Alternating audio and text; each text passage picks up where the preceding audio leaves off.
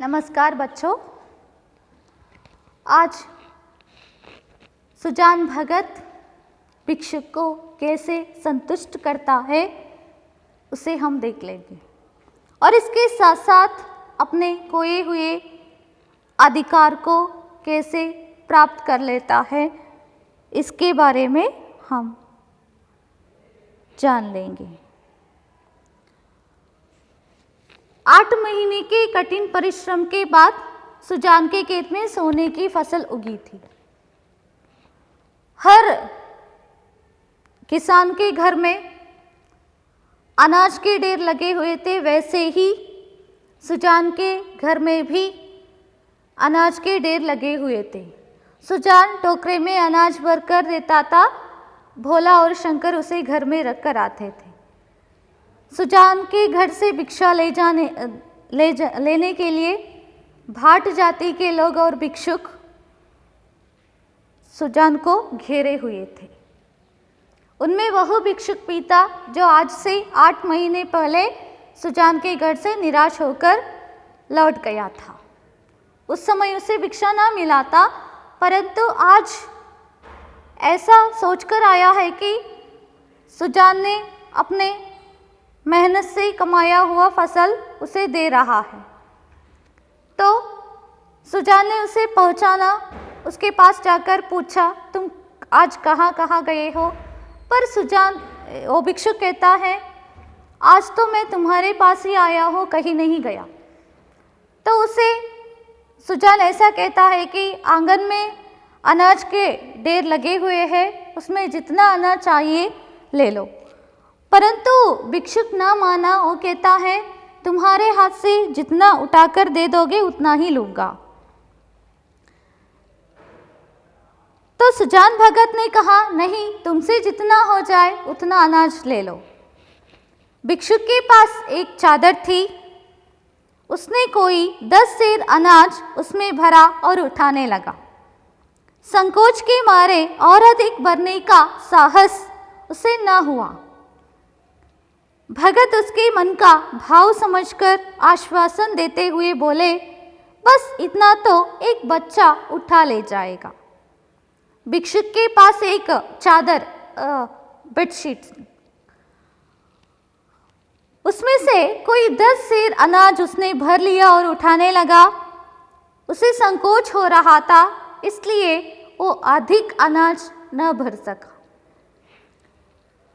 सुजान भगत को पता चला कि ये भिक्षुक डर रहा है, संकोच व्यक्त कर रहा है, तो उसे उसके मन का भाव समझ में आया, तो आश्वासन देते हुए ऐसा कहता है, इतना तो एक बच्चा भी उठा ले जाएगा। भिक्षुक ने भोला की ओर संदिग्ध नेत्रों से देखकर कहा, मेरे लिए इतना ही बहुत है। भगत ने कहा, नहीं, तुम सकुचाते हो, अभी और भरो।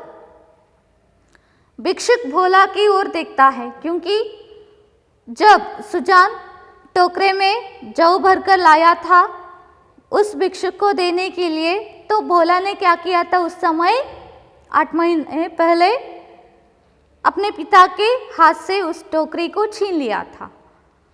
अगर आज भी ऐसा हुआ तो ऐसा सोचकर भिक्षुक संकोच कर रहा था, साथ ही संदेह भी कर रहा था। इसलिए भोला की ओर देखकर वो कहता है, मेरे लिए इतना ही बहुत है।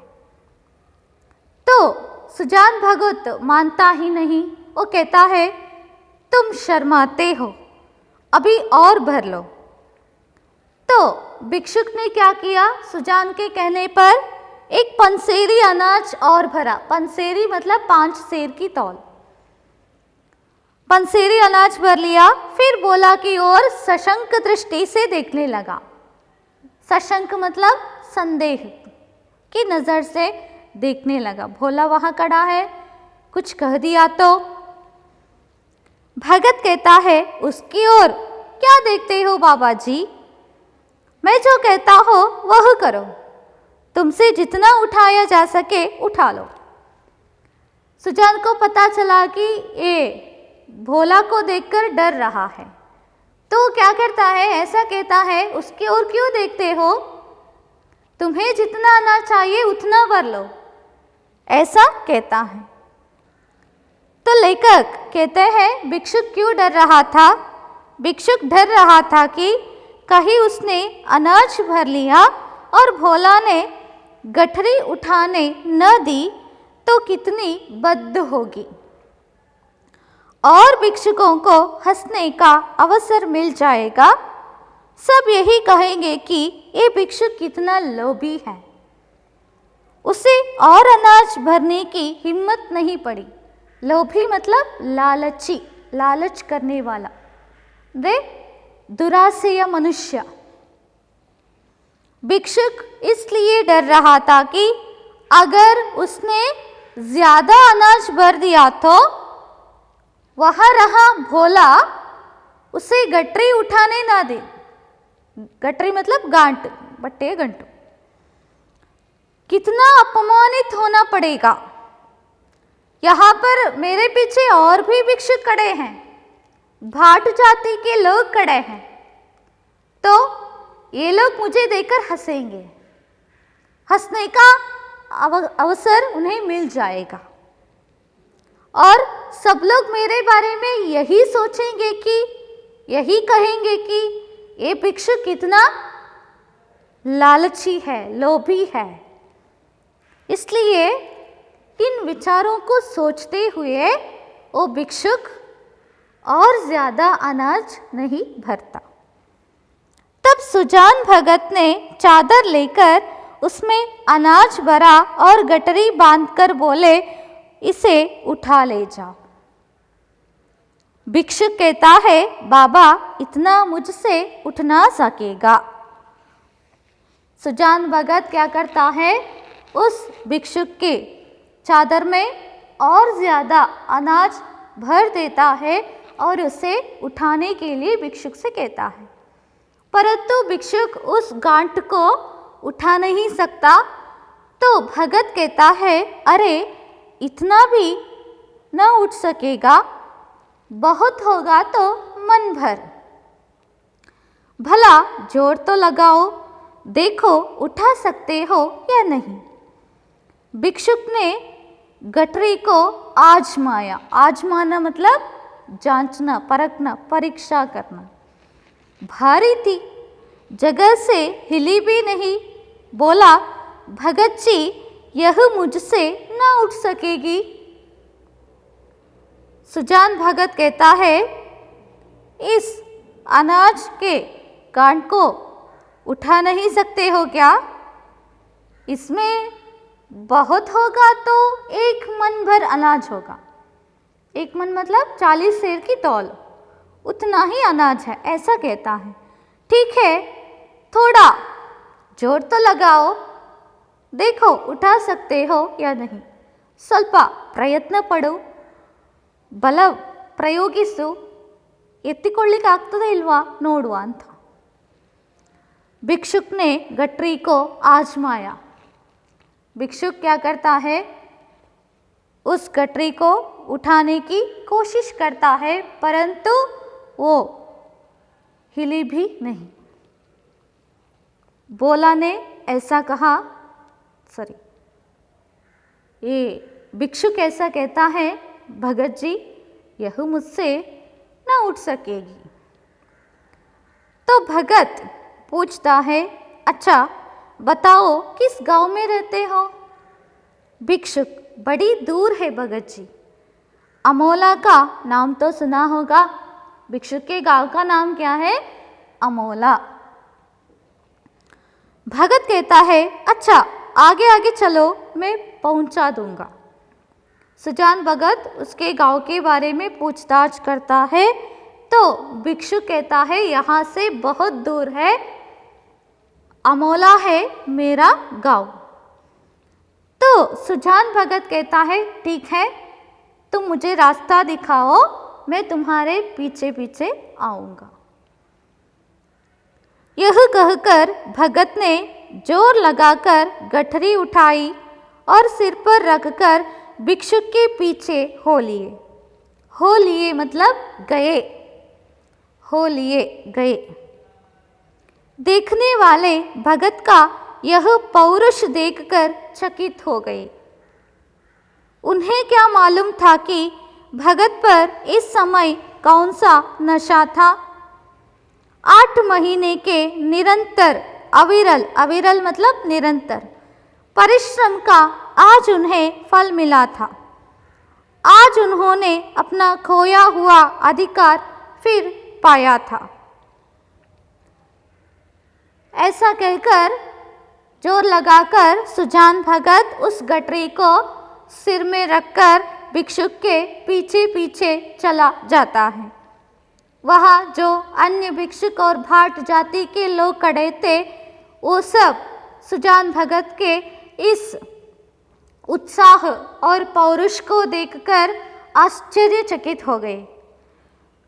तो लेखक कहते हैं, सुजान के मन में उस समय कौन सा नशा चढ़ गया था, किसी को भी उसके बारे में जानकारी नहीं थी। कौन सा नशा चढ़ गया था? अपने मेहनत के द्वारा कमाए हुए अनाज को वो अपने पूर्ण मन से भिक्षुक को दान के रूप में दे रहा है। ऐसी प्रसन्नता उसके मन में थी और साथ ही साथ अपने मेहनत से उसने अपने घर में खोए हुए मान सम्मान और साथ ही साथ अधिकार को फिर से प्राप्त किया है। ये नशा उसके मन में चढ़ी थी। और लेखक कहते हैं, वही तलवार जो केले को भी नहीं काट सकती, सान पर चढ़कर लोहे को काट लेती है। केला बनाना। लेखक कहते हैं, एक तलवार ऐसा है, उससे केले को काटा नहीं जाता।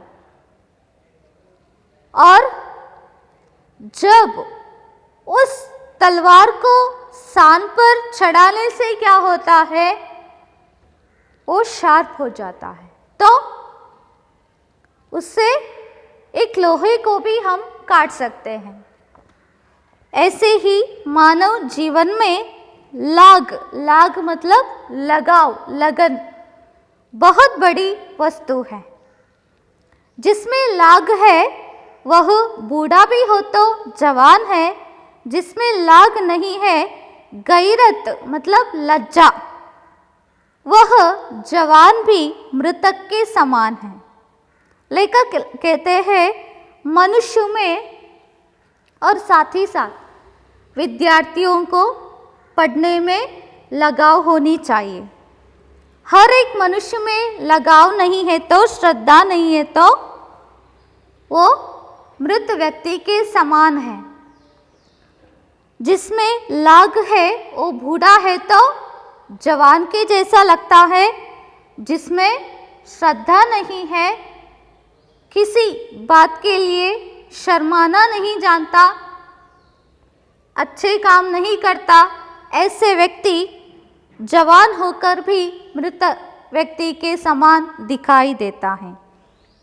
सुजान भगत में लाग थी और उसी ने उन्हें अमानुषीय बल प्रदान कर दिए थे। चलते समय उन्होंने भोला की ओर सगर्व नेत्रों से देखा, सगर्व अभिमान से देखा और बोले, ये बाट और भिक्षुक खड़े हैं, कोई खाली हाथ न लौटने पाए।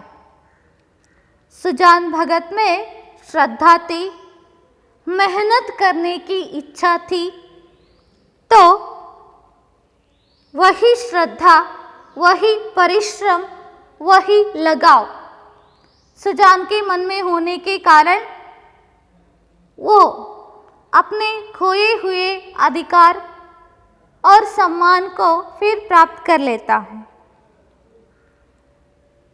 भिक्षुक के साथ जाते समय भोला की ओर अभिमान से देखता है और कहता है, मैं यहाँ पर नहीं हूँ, तो तुम इन लोगों को खाली हाथ मत भेजो, कोई भी यहाँ से खाली हाथ ना लौटे।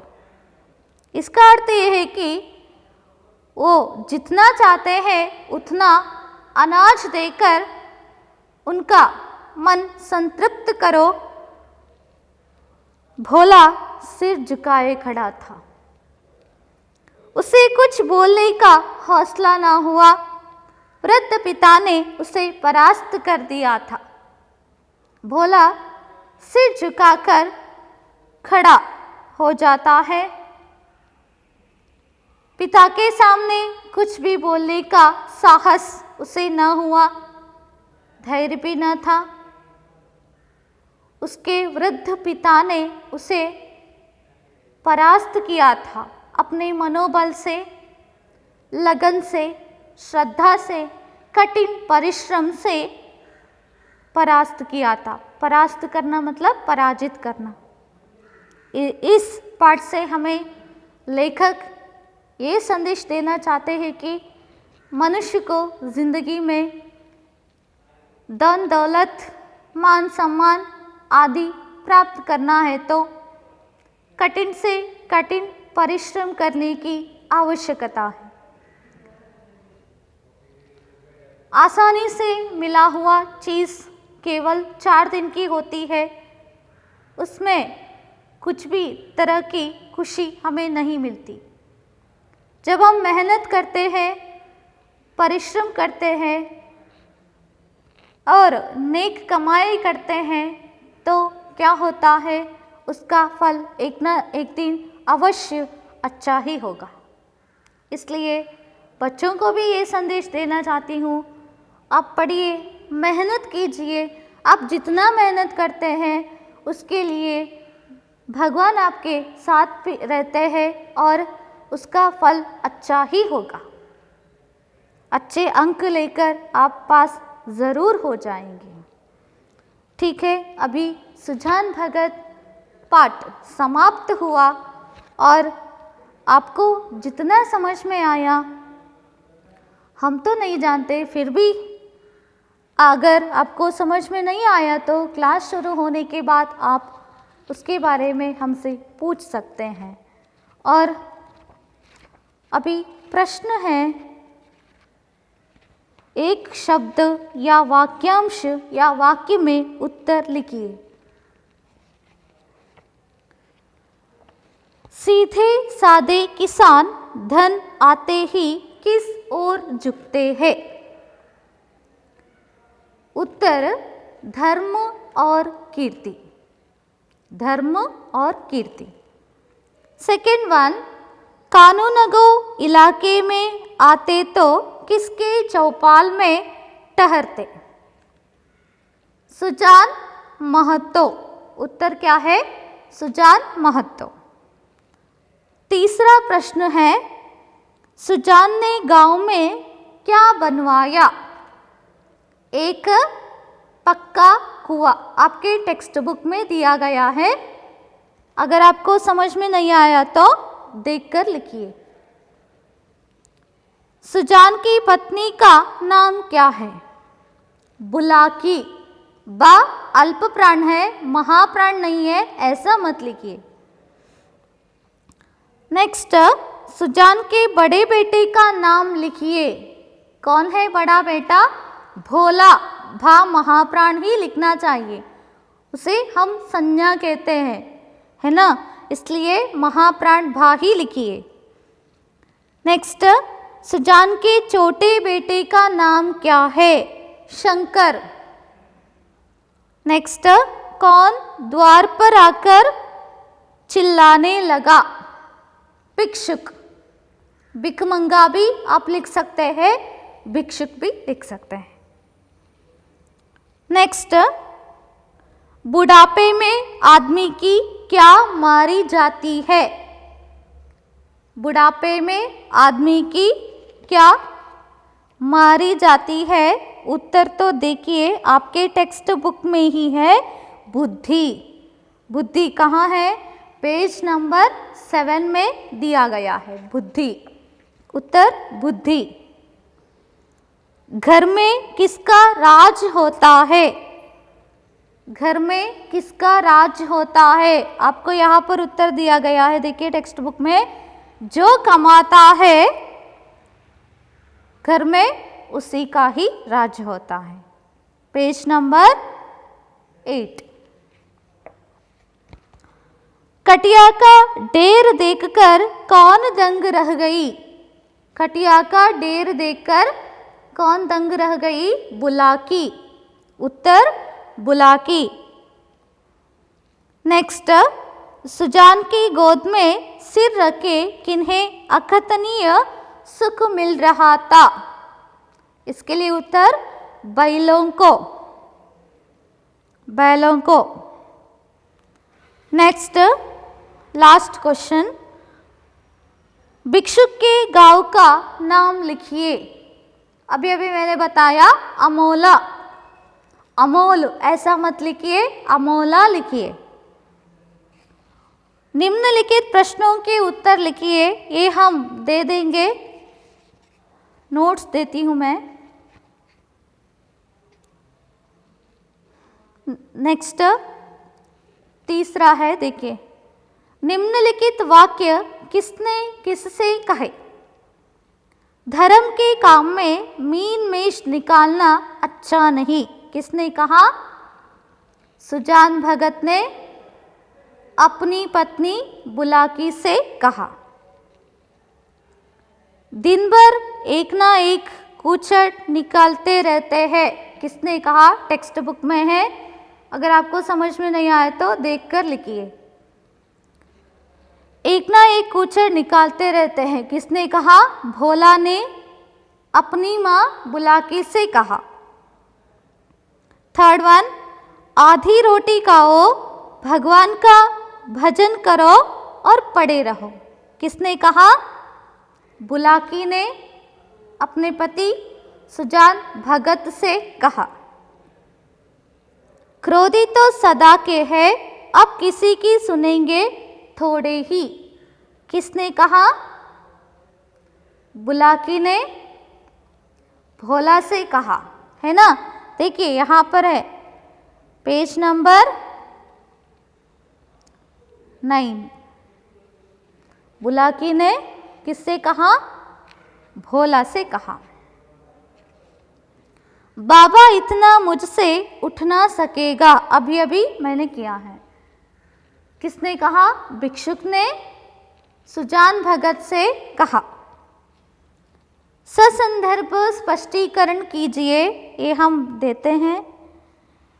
नेक्स्ट, वाक्य शुद्ध कीजिए, उसमें सुजान एक पक्का कुआं बनवाया। शुद्ध वाक्य कैसे करना है? सुजान ने एक पक्का कुआं बनवाया। ये पास्ट टेंस में है, भूतकाल में है। देखिए, प्रातः काल स्त्री और पुरुष गया चला गया। स्त्री और पुरुष यहाँ पर दो है, दोनों है।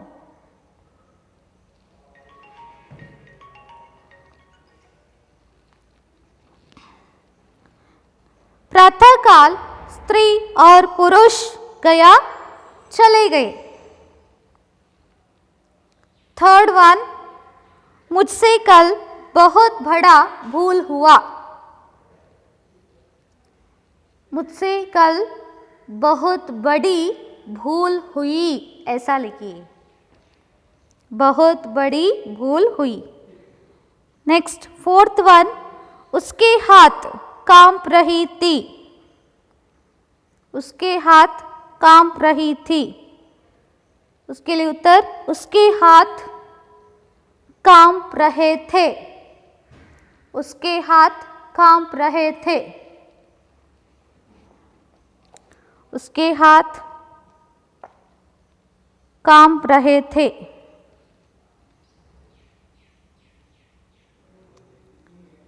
नेक्स्ट, सब यही कहेंगे कि भिक्षुक कितनी लोभी है। सब यही कहेंगे कि भिक्षुक कितना लोभी है। भिक्षुक कितना लोभी है। नेक्स्ट, कोष्टक में दिए गए कारक चिन्हों से रिक्त स्थान की पूर्ति कीजिए। ने, से, की, का, को ऐसा दिया गया है। चैत डैश महीना था, चैत का महीना था, उत्तर चैत का महीना था। नेक्स्ट सेकेंड वन, जो खर्च करता है उसी डैश देता है, उत्तर जो खर्च करता है उसी को देता है। थर्ड वन, अब इन व्यापारों डैश उसे घृणा होती थी, अब इन व्यापारों से उसे घृणा होती थी। फोर्थ वन, भिक्षुक डैश भोला की ओर संदिग्ध नेत्रों से देखा, क्या होना चाहिए? भिक्षुक ने भोला की ओर संदिग्ध नेत्रों से देखा। नेक्स्ट फिफ्थ वन, तुम्हारे बेटों डैश तो कमाई है, तुम्हारे बेटों की तो कमाई है। नेक्स्ट, निम्नलिखित वाक्यों को सूचनानुसार बदलिए। सुजान के खेत में कंचन बरसता है, भविष्यत काल में बदलिए। भविष्यत काल मतलब आगे आने वाले विचार को बताने वाला काल, मतलब फ्यूचर टेंस, इंग्लिश में ऐसा कहते हैं। सुजान के खेत में कंचन बरसता है, इसका भविष्यत काल सुजान के खेत में कंचन बरसेगा, बरसेगा। नेक्स्ट सेकेंड वन, सुजान के मन में तीर्थ यात्रा करने की इच्छा थी, वर्तमान काल में बदलिए। सुजान के मन में तीर्थ यात्रा करने की इच्छा है, ये वर्तमान काल में हुआ, present tense. Next third one, Shankar गाड़ी में नारियल भरकर लाता है, भूतकाल में बदलिए। शंकर ने, भूतकाल में हमेशा हम ने का प्रयोग करते हैं, है ना, पास्ट टेंस। शंकर ने गाड़ी में नारियल भरकर लाया, शंकर ने गाड़ी में नारियल भरकर लाया। नेक्स्ट, अन्य लिंग रूप लिखिए। भिखारी, भिखारिन, स्त्रीलिंग रूप भिखारिन। पुजारी, पुजारिन। आदमी, औरत। पिता, माता। विद्वान, विदुषी। साधु, साध्वी। भगवान, भगवती। स्त्री, पुरुष। भिखारी, भिखारिन। पुजारी, पुजारिन। आदमी, औरत। पिता, माता। विद्वान, विदुषी। साधु, साध्वी। भगवान, भगवती। स्त्री, पुरुष। अन्य वचन रूप लिखिए। घर, घर। बात, बातें। अभिलाषा, अभिलाषाएं। ये इस तरह लिखना है, अभिलाषाएं, ऐसा। अभिलाषाएं। लड़का, लड़के। रोटी, रोटियां। भिक्षुक, भिक्षुक। महीना, महीने। टीका, टीकाएं, टीकाएं, इस तरह।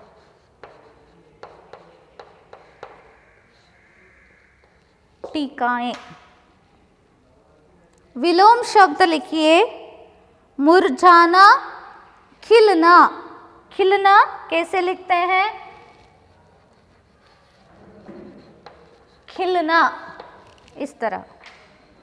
मुरझाना, खिलना। जीवन, मरण।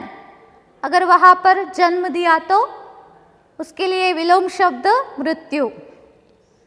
सुख दुख, आशा निराशा, भलाई बुराई, सुंदर कुरूप, मुश्किल आसान, मुरझाना खिलना, जीवन मरण, सुख दुख, आशा निराशा, भलाई बुराई, सुंदर कुरूप, मुश्किल आसान। इतना हुआ। धन्यवाद।